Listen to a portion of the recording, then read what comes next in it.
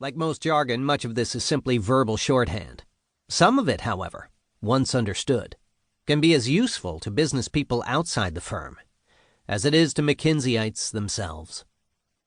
In sum, like any powerful organization, McKinsey is complex.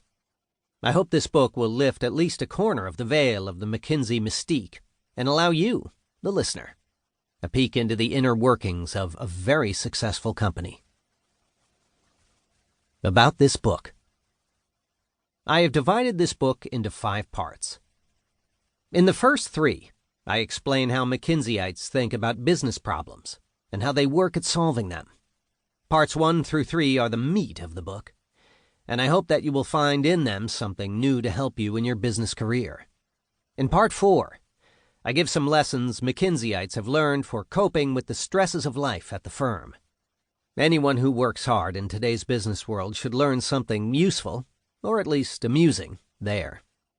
Finally, Part 5 briefly recounts some lessons learned at the firm and shares a few memories of McKinsey. I wrote this book with the goal of communicating new and useful skills to everyone who wants to be more efficient and effective in business. Anyone who wants to learn proven methods for approaching business problems in a structured, fact-based way will find them in these chapters. And anyone looking for survival tips in the jungle of today's business world can benefit from doing things the McKinsey way. In addition, this book will give any executive who works with management consultants, whether from McKinsey or elsewhere, some insight into how these strange beings think. Although each consulting firm has, or at least claims to have, its own methods, the root of all management consulting is the application of objective analysis by dispassionate outsiders. Other firms may not do things the McKinsey way, but their consultants' minds work in similar ways to McKinsey-ites. Forewarned is forearmed. I based this book on my own experience as a McKinsey associate from 1989 to 1992.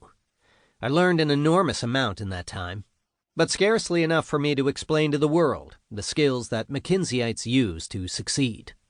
Fortunately, I had help. I interviewed dozens of former associates, engagement managers, and partners of the firm. Their knowledge and the lessons they learned during their time at McKinsey helped fill the many gaps in my own knowledge. About clients. The word client appears in almost every chapter of this book. Since I'm writing from the McKinsey perspective, I use client to mean the organization for which you are solving a business problem. If you are not a consultant of some form, then strictly speaking, when you are working on a business problem, you don't have a client. I'd like to put it another way. You or your organization are your own client. Seen that way, the term client becomes applicable to any organization in which you work, whether as outsider or insider. In addition, I believe that thinking about your own organization as your client does make it easier to take advantage of the techniques in this book. One of the cardinal virtues within McKinsey is confidentiality. The firm guards its secrets closely.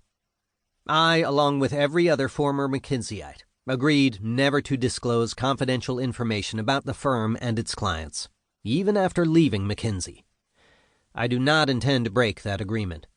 Consequently, most of the names of companies and people in this book have been disguised. As I said at the beginning, this book can be listened to from start to finish or dipped into like a box of chocolates. Whichever way you choose, I hope you'll find something you like. The McKinsey Way. Part 1. The McKinsey Way of Thinking About Business Problems. McKinsey exists to solve business problems. The consultants who succeed at McKinsey love to solve problems. As one former EM put it, engagement manager. The EM is in charge of the day-to-day work of a McKinsey team. Problem solving isn't a thing you do at McKinsey. It's what you do at McKinsey. It's almost as though you approached everything looking for ways it could be better, whatever it was. A part of you is always asking,